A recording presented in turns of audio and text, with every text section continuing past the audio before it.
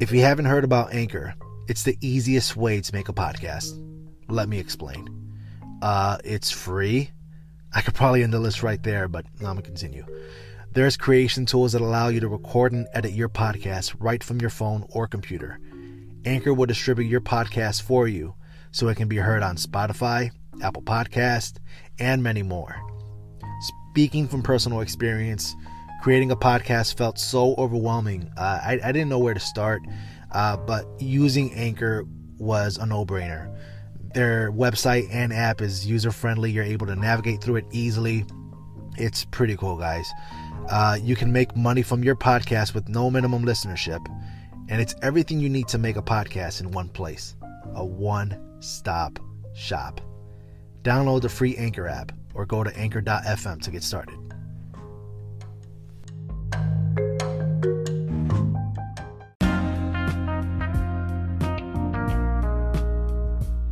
On this week's episode of the Indie Center podcast, we sit down with filmmaker Raul Colon.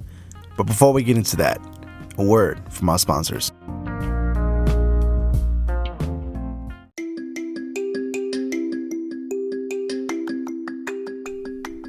This episode of the Indie Center podcast is brought to you by Spotify, the place where you can listen to your favorite artists and podcasts for free. Did you hear me? You don't even need a premium membership. Spotify has a huge catalog of podcasts on every topic, including the one you're listening to right now. On Spotify, you can follow your favorite podcast so you never miss an episode. Are you subscribed to me yet? Wink, wink. Premium users can download episodes to listen to offline wherever you are, and that is so convenient. How many times have you found yourself in an airplane or driving down a road with no reception and you just want to escape but can't? You are stuck sitting next to somebody that snores, or you're stuck in a meaningless conversation and you just want to listen to podcasts. Well, now you can, guys. And you can easily share what you're listening to with your friends on Instagram. So if you haven't done so already, be sure to download the Spotify app and search for Indie Center Podcast on Spotify, or browse podcasts in the Your Library tab. Also, make sure to follow me so you never miss an episode. Episode number 12. I am here. Filmmaker Raul Colon. Thank you for coming on my podcast, man. How you doing? Hey, no problem, man. You know, I'm a big fan of your show, man, and I'm really liking what you've been doing lately, man. I actually been listening in to some of your episodes, man, and I really like where you're going, man. So it's an honor to be on. Thank you, man. Thank you. I've been having you on my friends list for years now, and I always see your work on my time feed, on my news feed. So every time I see one, I click it.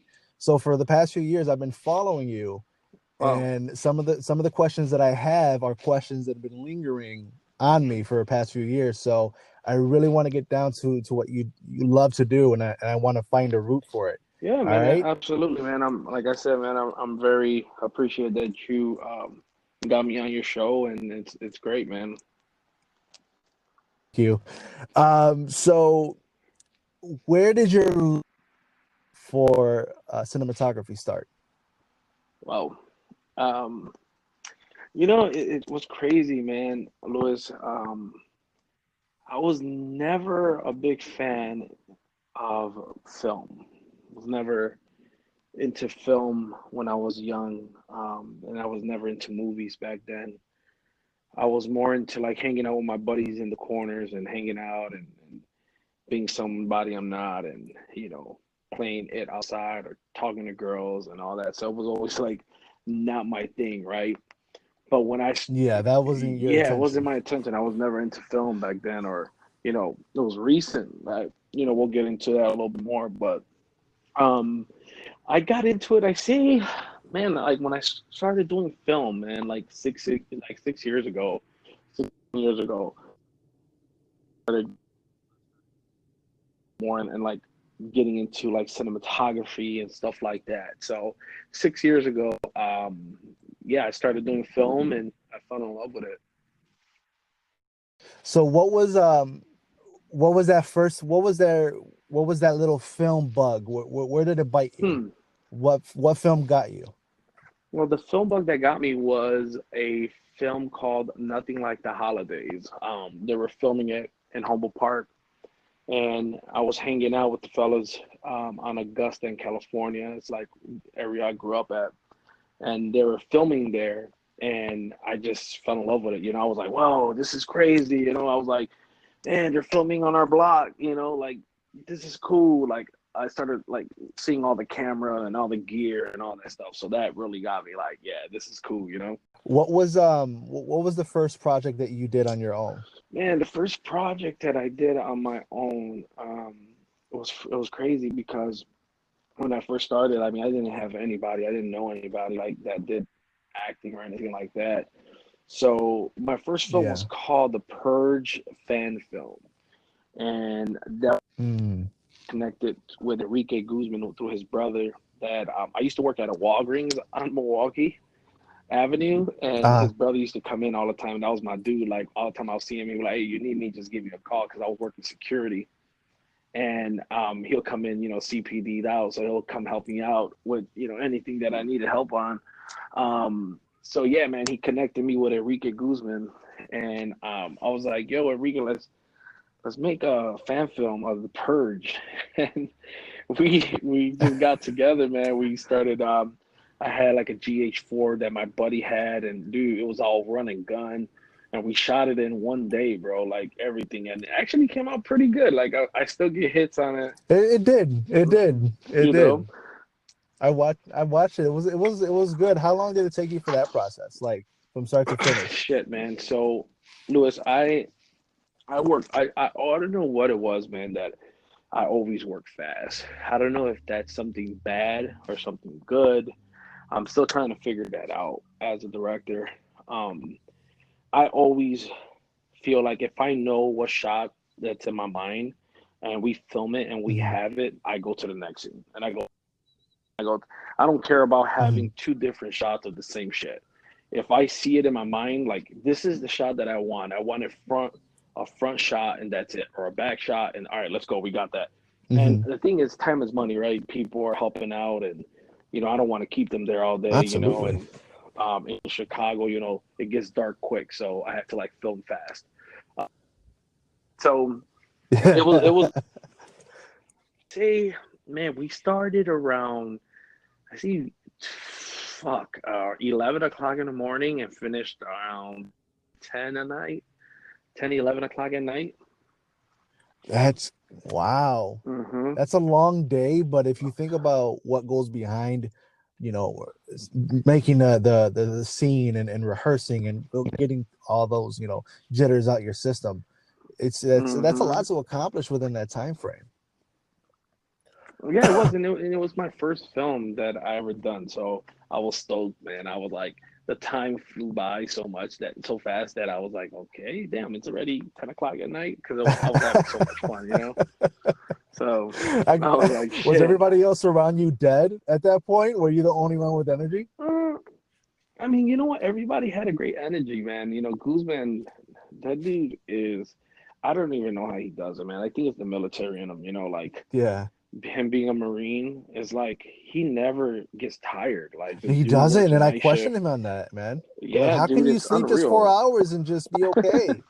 Like, it doesn't make no Yeah, so sense. Enrique did the same. My little niece was a little tired, but no, man, everybody was cool. It was a Saturday, so we just hung out at my sister's house. She cooked for us, and we just had a ball, man. Oh, that's what's up.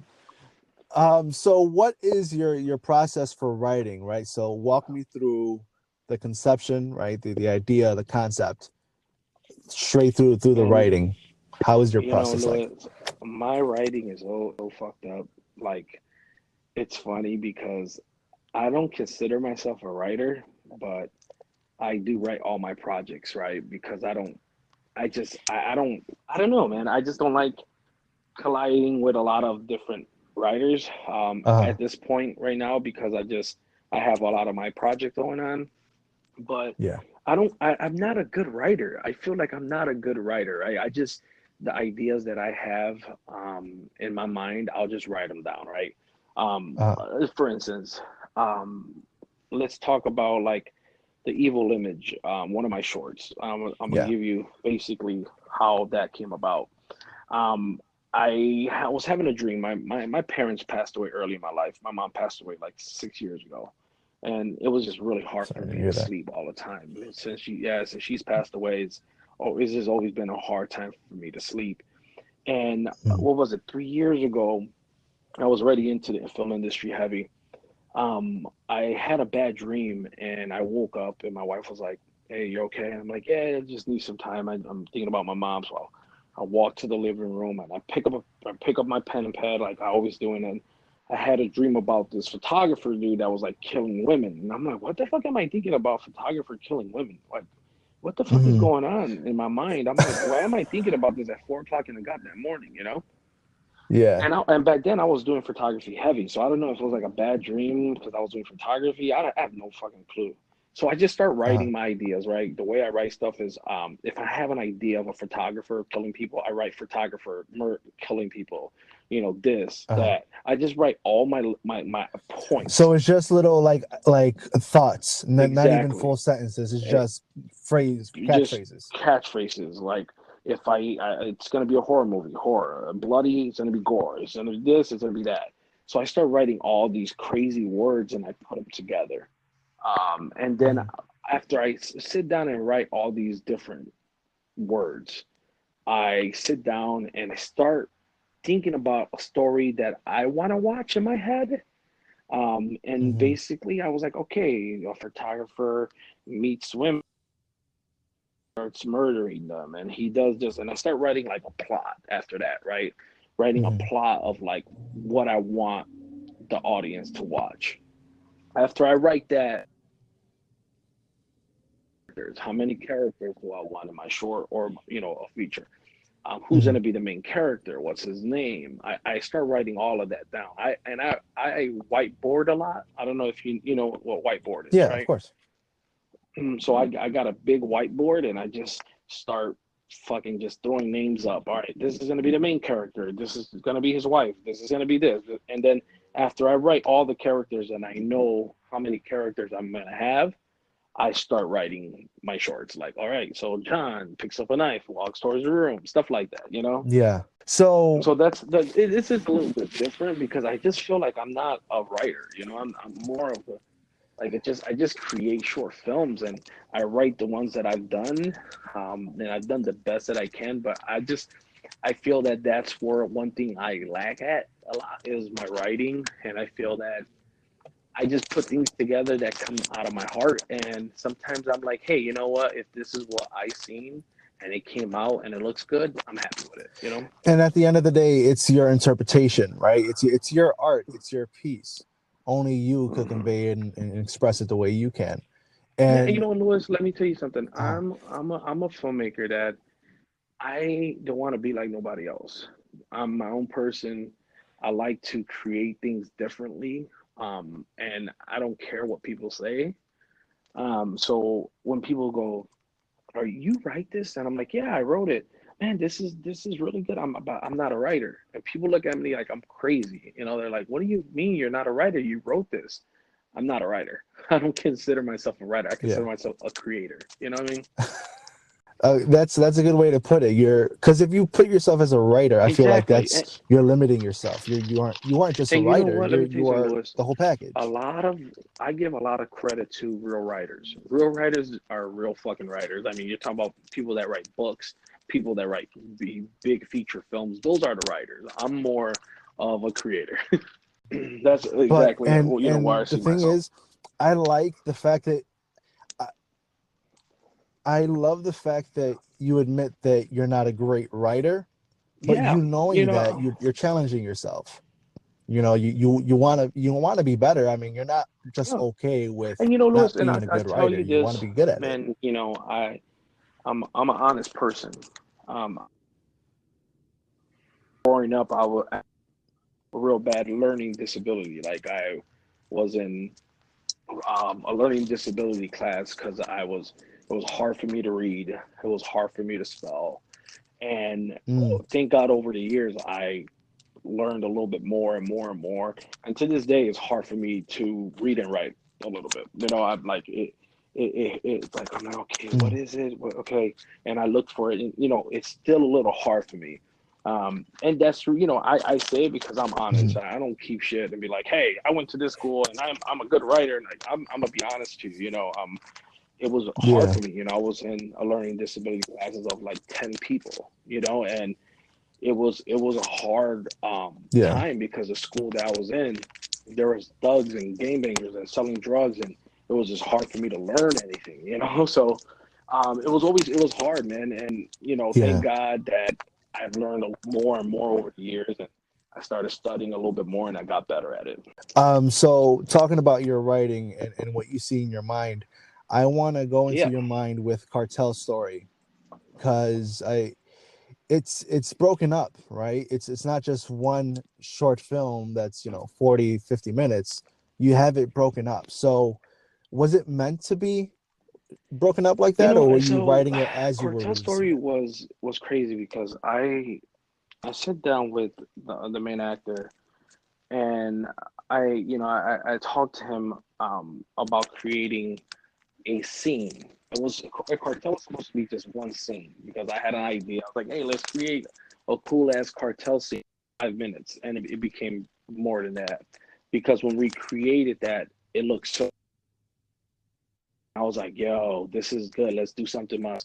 But see, Cartel Hmm. Story, yes, it was. I really wanted to do kind of like a web series, um, and put it on online. Hmm. I really wanted to put it online more than anything, than put it on like YouTube or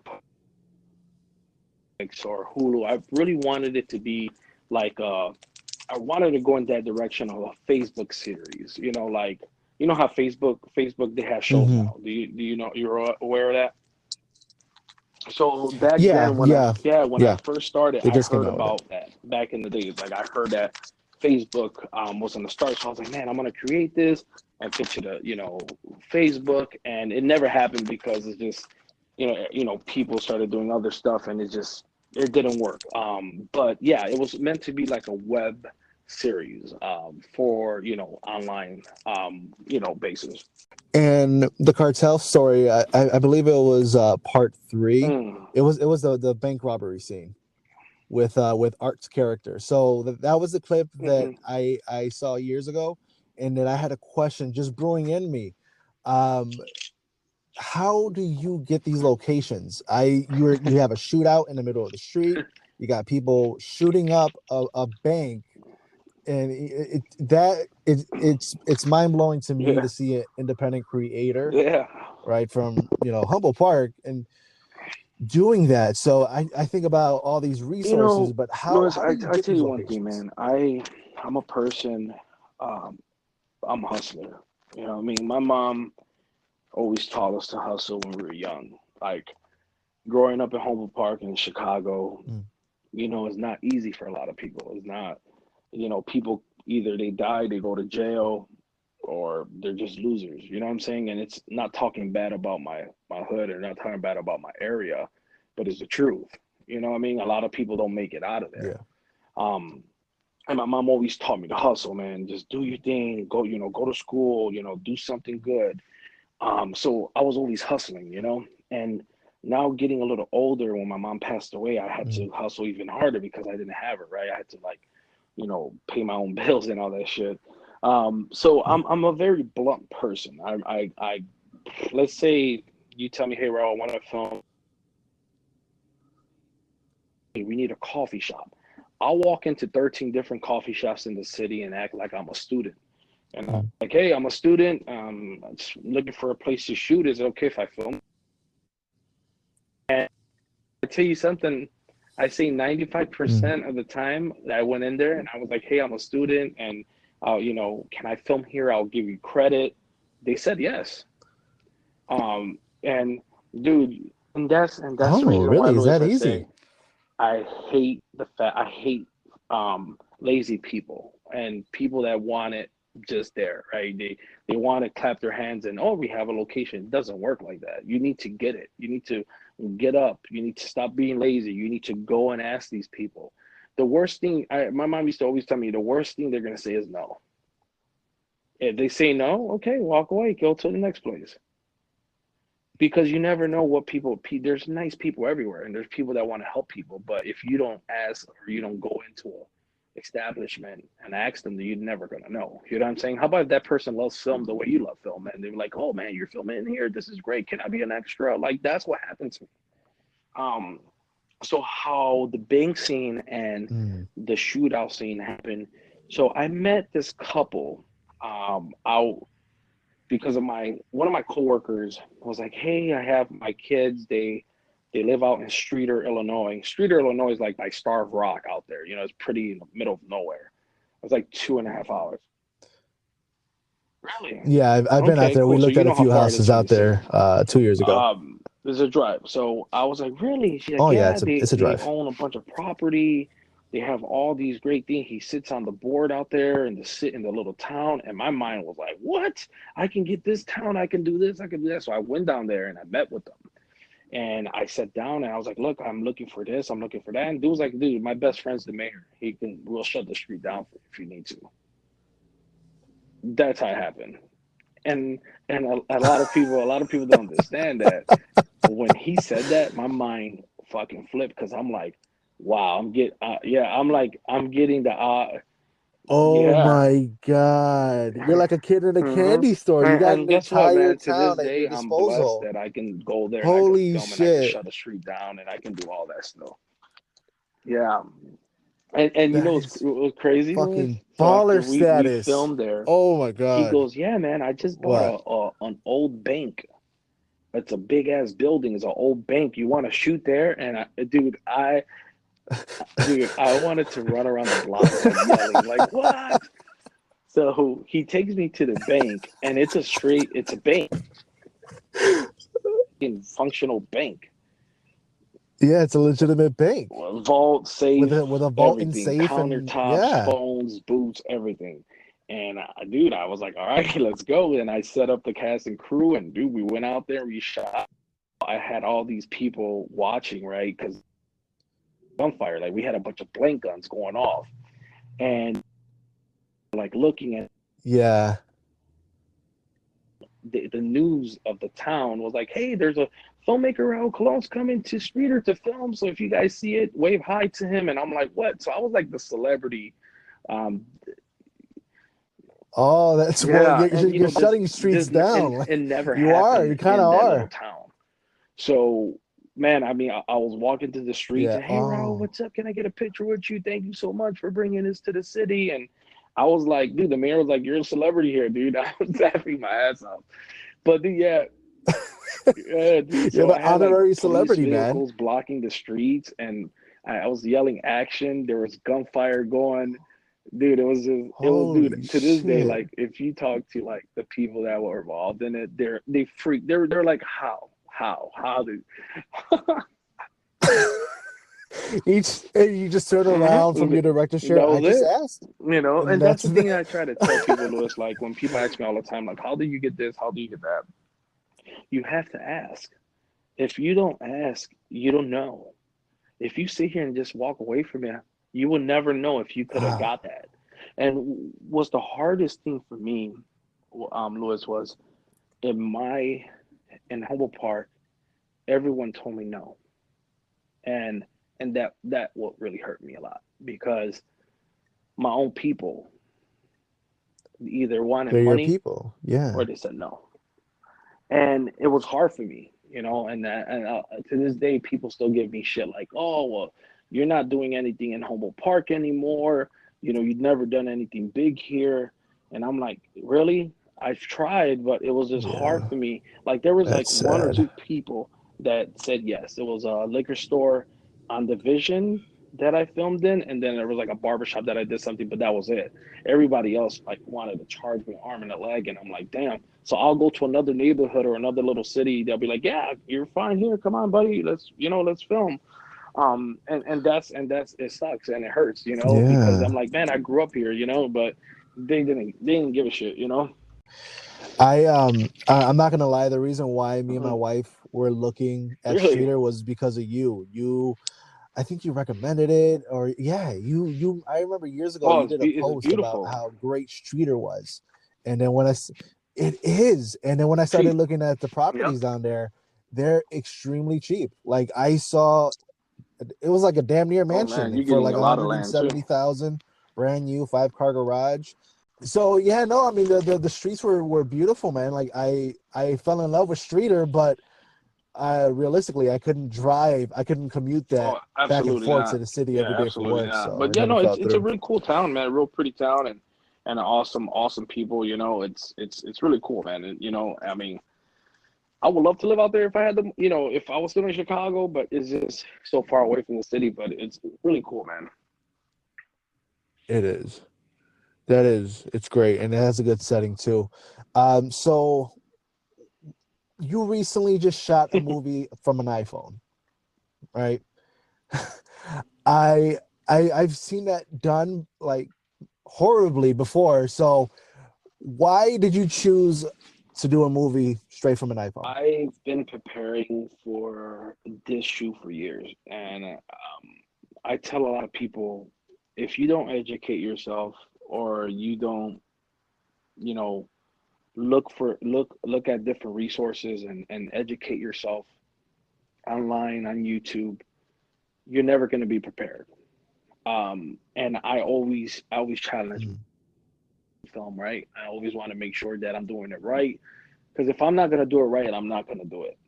Um, so I've been Yeah. looking into it a lot. So one of my good friends, Sean Baker, he's the director that created Tangerine.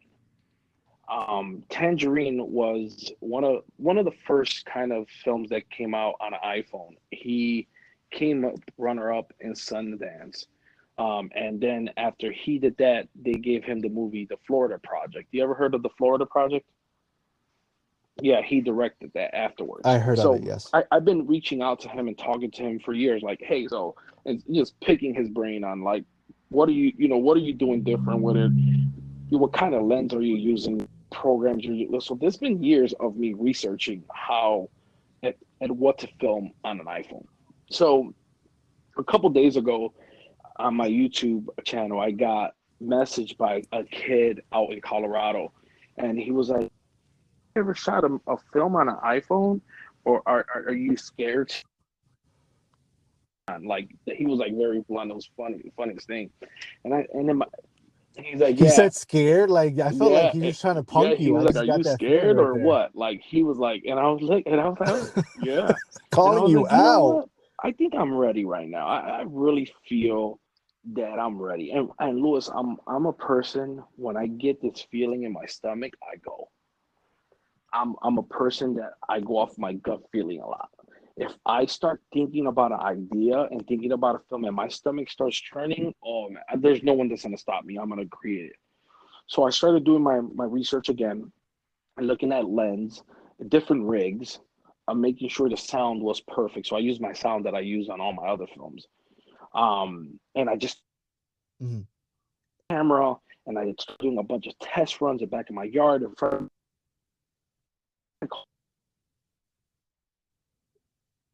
like, hey, I got some people at work, gave them, it's not gonna be like a 2 3 minute movie. The whole thing is about to show these young filmmakers out there, the people that don't have the money for these big cameras, that it can get done.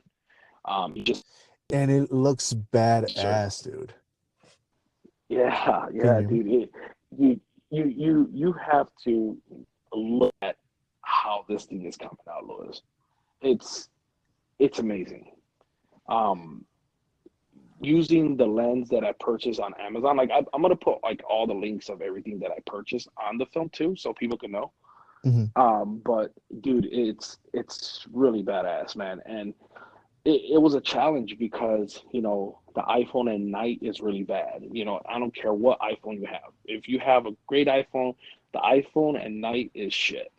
I use the iPhone to like the best potential. I shot it all on 4K. I use Filmic Pro app, and I really like filmed it to the max, right? Like to the best quality. And at night it was Uh-huh. still rough. I didn't have a lot of lights out there. I used just regular natural lighting and the lights from the light post. But dude, it's pretty cool. Yeah, man. And then what got me too was I work by International Drive by Universal.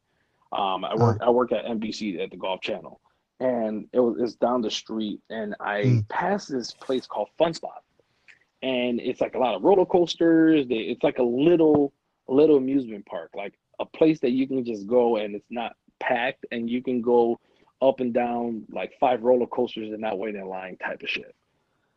And mm, I love those. I parked in a lot, and I parked and I was eating lunch and I was looking at this scene, and I was just picturing it, and I was like, oh man, this could be a really fucking cool, a dope scene right here. And that's where it Hmm. started. That that is a dope ass scene. The carousel in the background with the lights. Oh, dude, you gotta see, like, watching you see the intro to this thing, bro.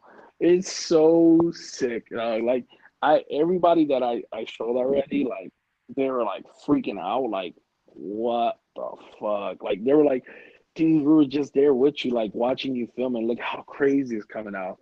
Yeah, yeah, it's fucking crazy, right? That you just shot it and you made it look fucking Mm-hmm. badass. You're dropping it Seven tomorrow, right? o'clock tomorrow. I'll be dropping it. Yeah, so Man, today and tomorrow I'll do the final edits.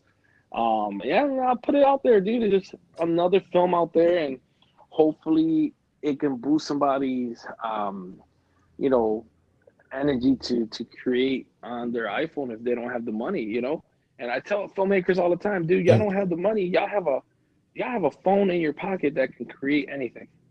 so you posted it Yeah. yesterday, and I was watching it on lunch. I was smiling from ear to ear the entire time hmm watching it, and there was nobody else in the lunchroom. But I'm looking around trying to see if I can show somebody because it looks so Were fucking you kick watching like the ass, behind bro. the scenes? The quality, the sound. I was no. I watched it behind the scenes, and then I saw you dropped one Oh yeah, yesterday, night night. yeah, night night. I did the first night with my wife. I shot that in like 30 minutes. And what I'm doing, I'm gonna keep calling them night one, night two, night three, night four, and every night is Okay. the same mask guy killing people. So if you see the first one that I did with my wife, the mask guy, that was me. I had to work because I didn't have nobody else to do it, so I just did it. Um, so That was so I you propped the propped the phone phone up up. and just shot it. Yeah. Um, so Oh. every night is gonna be the same mask guy killing people. Hopefully somebody Same mask in a different exactly. situation. Hopefully somebody sees this and go, hey, I like this night shit. Let's create one big one. So the next one that I got, I'm actually using like a straight up camping forest place. Like these girls are night at night, they're like at a bachelorette party, and they all get killed. Uh-huh. I mean, like Shit, dude. fucking Gore killed like the it's I like I don't know what the know. fuck is wrong with me. And I'm not crazy. I just fucking I laugh at it. It's funny shit, dude. I think I think that disclaimer was supposed to come before you started with the gore shit. Yeah, Just a disclaimer. I'm not fucking crazy, but I make some twisted shit. yeah. A lot of people look at me at work and like, you're fucking nuts. And you're a fucking. What's that guy's name that killed those girls? Fucking whatever. And fucking what's his name? That crazy serial killer. Who? Oh, Ted Yeah, Bundy. I'm not fucking Tim Bundy, man. I love to create fucking horror films, man. Leave me the fuck alone, So it's just fun to me, man. I love the feeling of scaring people. You know what it was, Louis? When I created some of my films and I like my friend's house, and I can see their faces and how they watch my films. Man, I'm gonna go into deep. Okay, I'm gonna go into a deep thing. You know what it is Ah, to have an idea what in is your it? mind, in your brain. It's an idea, right? And you write it down, and you do your casting, and you do your filming, and you do your editing, and now it's created. And no one can ever take that from me, right? And there's a creation that was in my mind, in my brain, that was never created ever, and now you can actually see it. And that film that I created is always going to be alive forever. And to Mm. create something in my mind that people can see and have feelings and have emotion, that what keeps my fire of filming all the time, is that feeling, is to see people go or oh my god, or dude, that was fucking awesome, that was like such a scary movie, or hey dude, you got to keep doing this, shit is hot. Like that right there fuels my fire. That people are reacting out of your thoughts. Like your thoughts are provoking these reactions, and you Dude, just and have to that sit there and feeling just watch them. is the fucking best high that you can buy in the world. Crack, cocaine, weed, nothing goes over that. That is, to me, is like to see my wife Hmm. like smile at me, or my brothers and sister go, dude, this shit is so fucking sick. Just to hear them say that, or people that I don't know write to me and go, Yeah. dude, this fucking film was so sick. I loved it. Thank you. Like that right there is everything. What were the challenges on creating your movie from an iPhone? Yeah, Besides the lighting, was the the lighting lighting is the the biggest biggest thing, thing? man, because I kind of gave an opportunity to some filmmakers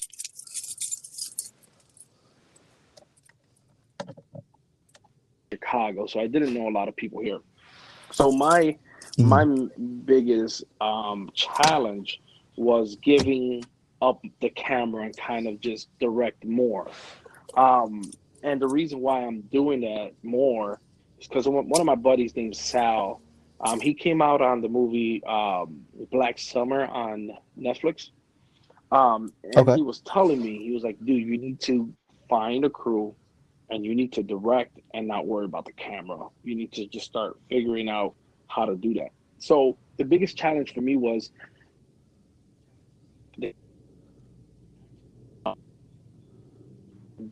saying, okay, you go ahead and control the camera. I'm gonna just direct. That was my biggest challenge. Everything else wasn't, because the idea, and that's what matters. When if the you can see the idea, it doesn't matter about the quality. It doesn't matter about shit. It's about the cool looking idea. Mm. Um, and that was my biggest challenge, was to give up the camera that I'm used to always filming myself and always making sure the camera and everything looks good, you know? Yeah. So I just gave them the opportunity to showcase their talent as filmmaker as well. Have you watched the movie Get Out? Yeah. All right, great. So here's a question for you. It's a Get Out reference. If you were able to absorb a gift from any filmmaker in the industry, like Daniel's gifted eye, who would it be and why? Hmm. I mean, I love Marcus Scorsese, Okay. um, because I I just love the colors and drama that he has, like Casino and all these crazy films that he's done. If I Mhm. can trailblaze him, yeah. I mean, I admire him. I love him. I think he's Uh, such a great creator and director. And I can't wait for Irishman that's coming out on Netflix. That's going to be freaking awesome. I'm super geeked on that. I Yeah. love Martin Scorsese, man. And His two if you see Lewis, the reason uh why I like him, he always works with his. He has a circle of actors that he works with. mhm, If you notice me, I work with a circle of actors too, mhm, because I've learned this from him. I learned this and I watched him and I study him. And he says this: if the reason why I work with Leo DiCaprio all the time, or an Al Pacino, because I know they're going to get the job done. If I mm, cast a person from LA, a new person or old person, and they're not going to give me what I want, then the film's not going to come out the way I want it to come out. You understand? mhm, Like if I bring in a person, like he says, if he brings in a person from LA to play a part that Al Pacino is supposed to play, and doesn't mhm. give the same Performance. performance of what he does, then it's gonna be shit, Mhm. right? It's not created. It's not gonna be in his vision created the way he wants to. So that's the reason why I keep my circle of actors the same, because like Enrique, I know Enrique, if I tell him, hey, can you do A, B, and C? He's gonna do A, B, and C. Some actors that I worked with in the past, I go, hey, you're gonna say one, two, three, okay? Ready? What the fuck are you doing? Say A, B, and C. You know what I'm saying? Or one, two, three. That's the fucking problem. Dude, I've have actors that I go, hey, you're gonna go straight and you're gonna make a left. They go straight and make a fucking right. And that's where I get frustrated. What are you doing? And a lot of people, let me tell you something. A lot of people, a lot of actors, they call me arrogant, or they call me that, they don't like how I talk to them. I don't give a fuck. If you are on my set and you don't like the way I talk to you, then go home. Because I don't Mm, mean the way I talk to people on set. I don't mean to be like harsh to you. I'm just telling you what I want, and I don't want you to fucking mm, sit here and tell me, "Hey, can we do it this way?" Let me do it my way first, and if we have time, of course, let's do it your way. Let's try that out. But if you are not listening, then I get frustrated really quick. You know what I mean? Because a lot of people don't understand that time renting out space, we don't have time to do it your way. mm-hmm. Because if we're going to do it your way, this is not your film. This is my film. So we have to get Yeah. the ideas out that I want to get. And if we have time, of course, we'll shoot it the way you want it and get a shot that you in your mind you think looks better. And I'm fine with that. But Mm-hmm. when we don't have time, we're not going to do it. You know what I mean? Mm-hmm.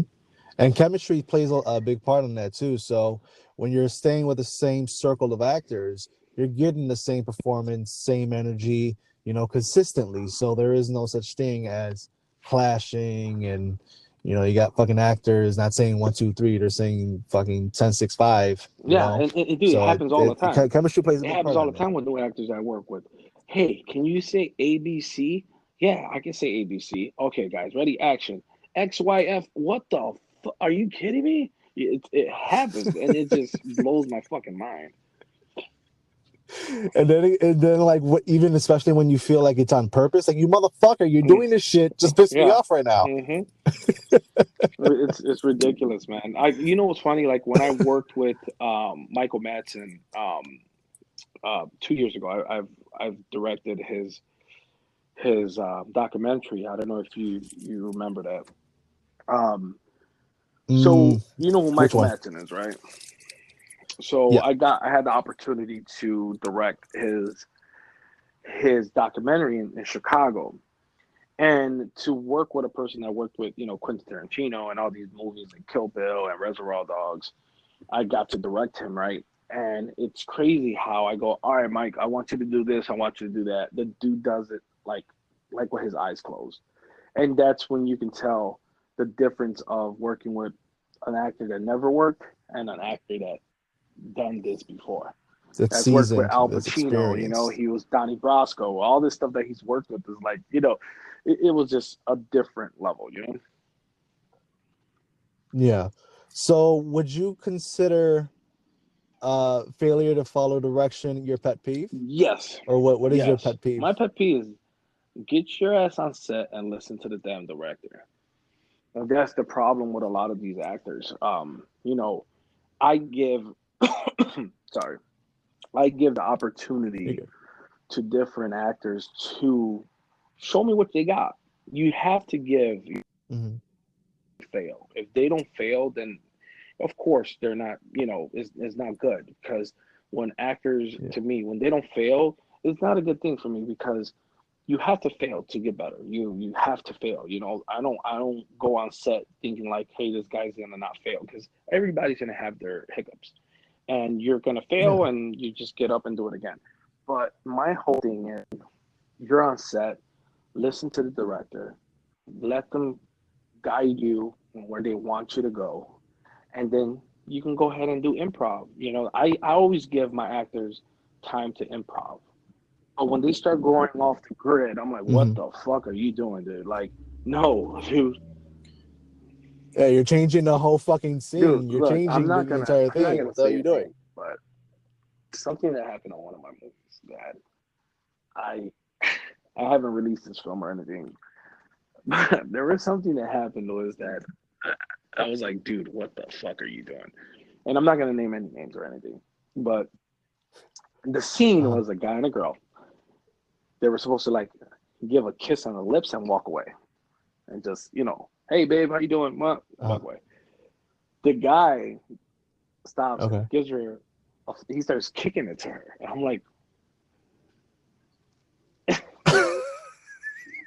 Hey guys, this is a short film, not a Lewis, porno. What the fuck's going on? I'm there, and I don't even.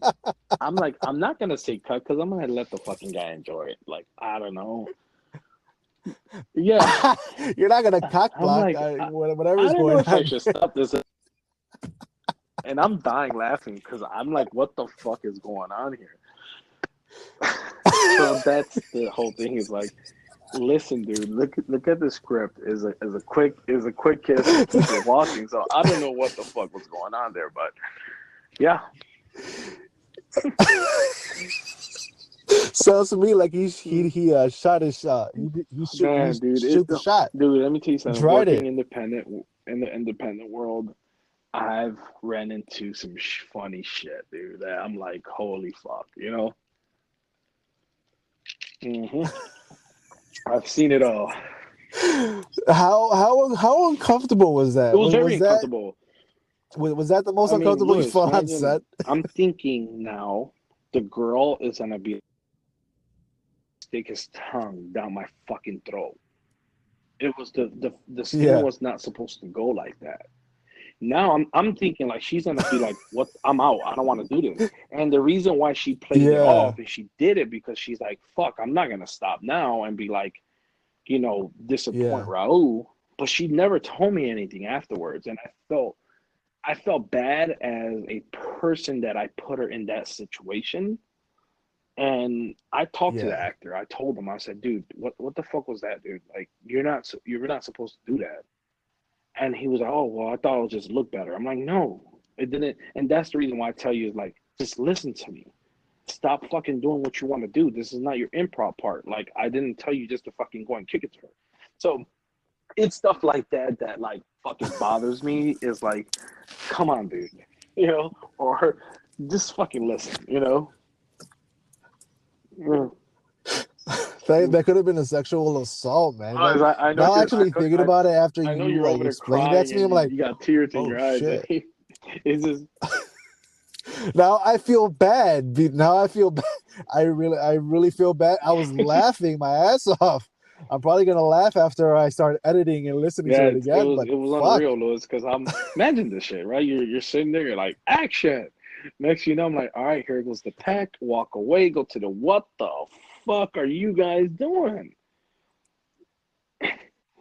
hey, cut, And, cut. Is your dick hard? Get off, hey, Louis, I get said, off set. I looked at everybody. I said, well, let them finish. Fuck. What do you want me to do? They stopped on So their they own. They stopped kept on their own going, and I time. was like, "All right, cut." And I just had to walk away. I walked away, and I was like, "Now I'm gonna hear it." And then, but the girl never said anything, and I was like, "Okay, let's keep going." But yeah, dude. But that's the reason why I say Fuck. like just for actors out there, director his respect, do be professional. If you have questions before a scene like that, ask questions like, "Hey, what am I supposed to do? You want me to kiss her and walk away? You want me to kiss her longer?" Like stuff like that. Like you have to communicate. Don't. I mean, it's not a cool thing. Yeah, that's and I mean it's just common courtesy not only to the actor you're playing with, but it's being professional. Like just don't. I don't think fucking Will Ferrell will improvise an entire scene before telling the director, "Hey, could I play Right. with this?" Exactly. I'm sure he doesn't just call the shots. He has to get permission and Right. shit. All right. So before I sign you out, Raul, man, do you have any special shout outs? Yeah, man. I mean, shout outs to my brother, my compay, Enrique Guzman for always helping out, man, and always being that big brother too. When I was shooting this iPhone thing, he sent me over some stuff that I needed to get it done like the next day, and I really appreciate you, TJ Charles, for always helping me out with whatever I need. Todd, my circle right now is really, really closed, because I just got to start doing that. You know what I mean? Yeah.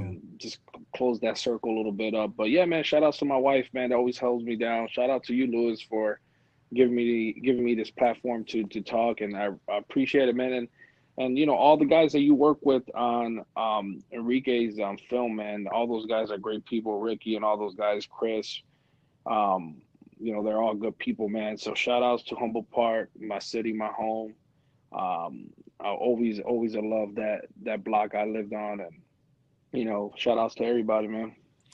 All right, man. Well, I know you're coming to Chicago soon, man. So I can't wait to actually finally sit down and, you know, drink a beer with you or something, man. Yeah, man, I'll be out. Actually, gonna be out there in January, so let's for sure link up, man. It's like 70 degrees out here in Florida. It's beautiful Don't right do now. that. Don't do that. Don't do that. Because I know it's snowing over here, man.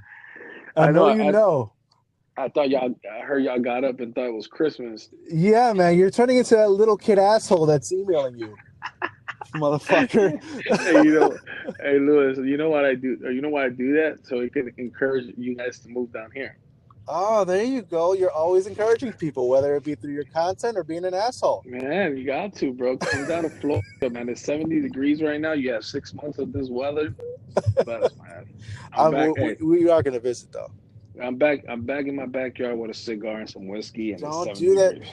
And I'm wearing winter boots, you asshole. I'm gonna send you a picture. I'm gonna send you a picture of my shorts and my cigar and my whiskey and my backyard. You motherfucker. All right, brother. I'm gonna let you go, man. Stay safe. All right. Hey, peace, love, man. Thanks so much, man, Louis. You take care of yourself. All right, brother. Bye.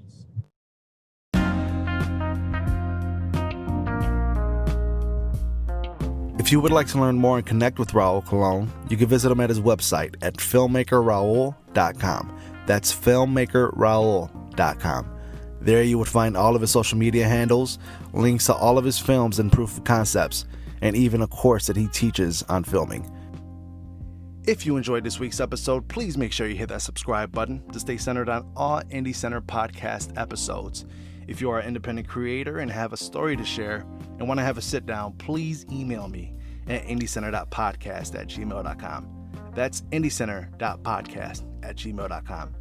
If you have sponsorship inquiries, I'd love to help local businesses. Please email me at indiecenter.podcast@gmail.com. Until next Monday, guys. Peace.